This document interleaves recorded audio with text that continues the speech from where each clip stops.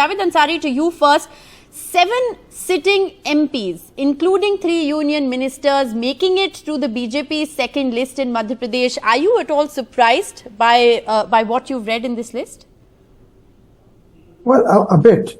But it's evident that the BJP realizes that they have a fight on their hands in Madhya Pradesh, that the ground is slipping from under their feet, and therefore they need to pull out all the stops, put their best foot forward, and try and see.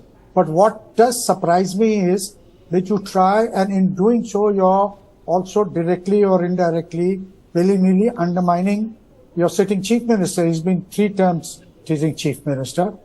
And if the BJP wins against the run of play, and he becomes chief minister for 4 times, then he will be the most senior, most ranking BJP chief minister ever. Because I'm not so sure Sanjay Singh, who's actually, I am senior and he's amongst the very senior category, and he knows BJP better than me. He will be able to tell us if there's been anybody.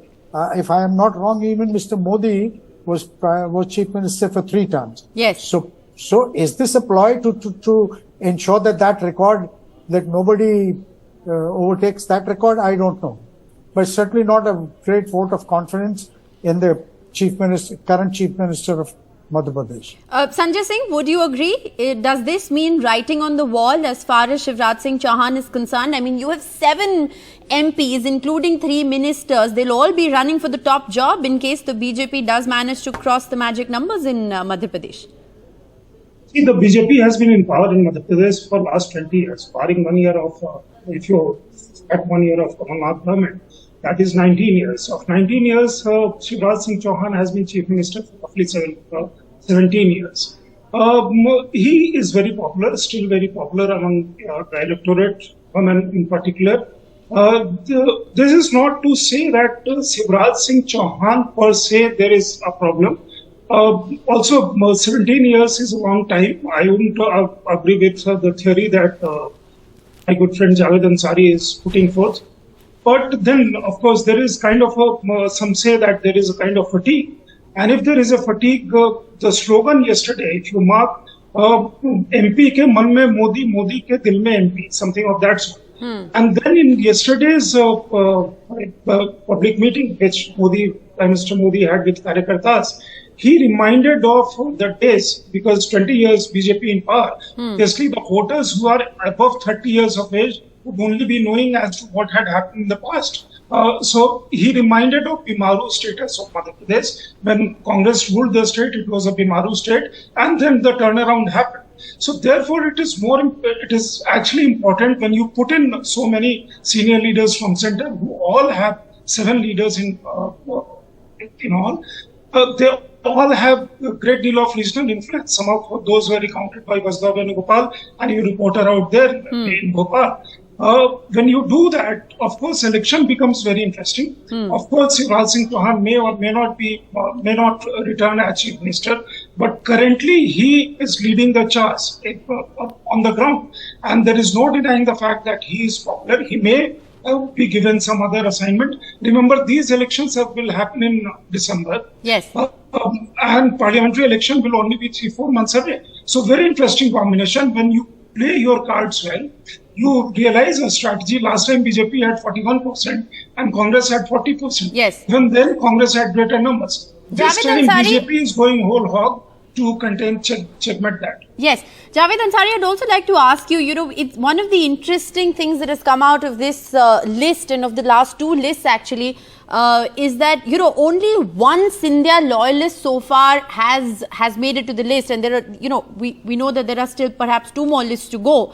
But it's also going to be very interesting to see how the BJP plays a balancing act, because there has been a mass exodus from the Congress which enabled the BJP to form this government in the first place. How many of those loyalists can actually be accommodated at the cost of, BJP leaders? That's going to be a tightrope walk, do you reckon? That certainly will be a tightrope walk. What the BJP will also have to factor in is the fact that a lot of those people a lot of the workers, heavyweight workers who had left with Mr. Scindia are now coming back to the Congress in droves. Mr. Scindia may have been instrumental in helping the BJP form the government after defecting from the Congress in Madhya Pradesh. But I'm not so sure if he will place that kind of, because the ground again has, from reports coming from the Chambal area, the ground has shifted from under Mr. Scindia's feet. And in this overnight catapulting that he did, has not really gone down well. And so the Maharaja has a battle, a mutiny to face from his own ranks. Yes. You know, if sources are to be believed, Sanjay Singh, this is likely to be a strategy that the BJP will employ going forward in other states as well. What do you think of this strategy in principle? Paratrooping, sitting members of parliament, ministers into a state election. Do you think this is prudent politics? Do you think it's a sign that the BJP is nervous? This is, I would say that paratrooping, because paratrooping is kind of somebody completely outside of the rank, and when he is thrust upon people, that I think will be a better phrased paratrooping. In this particular case, as Javed Ansari was mentioning about Chambal region and Jyotiraditya Scindia, Narendra Singh Tomar comes from same region and he has great deal of influence. So if that be the case, then that fact perhaps has been checkmated. You make a strategy with an election, of course, there will be some degree of pro-incumbency somewhere and some degree of anti-incumbency, particularly relating to some ministers also. There could be some MLAs and with some ministers also. Realizing that BJP does a thorough groundwork. In these elections, if you have seen, Amit Shah has spent a great deal of time in Madhya Pradesh. Yes. He has gone there. He's making the strategy, of course, in consultation with state leaders, of course. But this also shows that surprise factor, that factor to pull in resources, that factor to marshal in all their thoughts and processes, that's part of the strategy. And you go to exam, of course, it's not been an easy exam, an easy election where you are in power for 20 years. Therefore, you try to introduce some kind of newness, some factors which people start talking, and the newness that you provide with your credibility, that may work. Fair enough. I want to also ask you both final questions. Javed Ansari, to you. As far as the strategy is concerned, one saw yesterday, and we'll try and play out those visuals for our viewers as well. The moment the Prime Minister arrived at the stage in Bhopal, he was welcomed by a group of women leaders of the BJP garlanding him. That was a very interesting picture, wasn't it? Given the fact that the BJP has gone forward and put in place a Ladli Behna scheme in Madhya Pradesh, something which people have said has worked in favor of the BJP on the ground, whether it is the women's reservation bill that has been passed in Parliament. Do you think that the women vote is perhaps going to be a crucial decider, something that the BJP has set its eyes on as a strategy as far as not just MP is concerned, but other states and even the national election is concerned?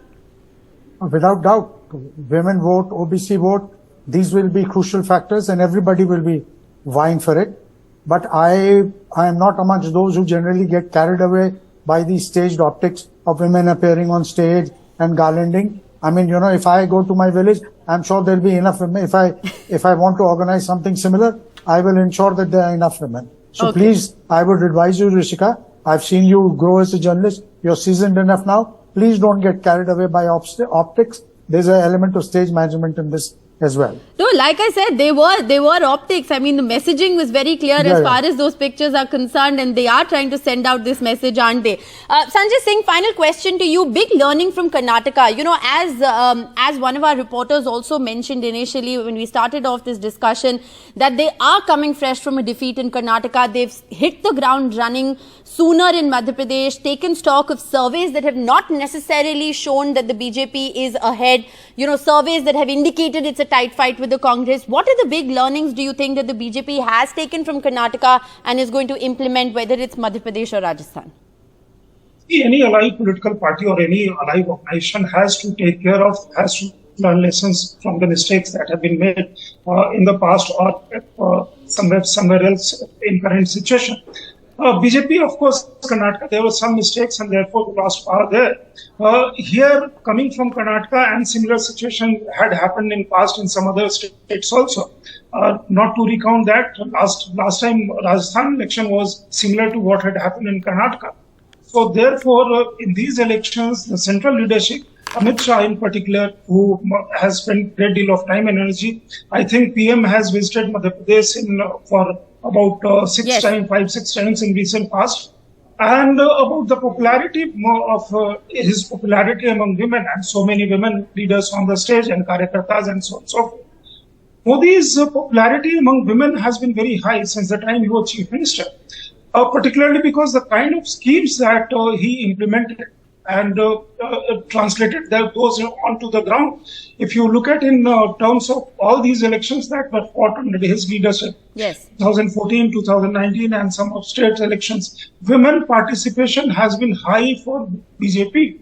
They have voted in good numbers. Yes. And as to Mr. Javed Ansari's popularity, there is no doubt about that. Okay. He himself is very popular.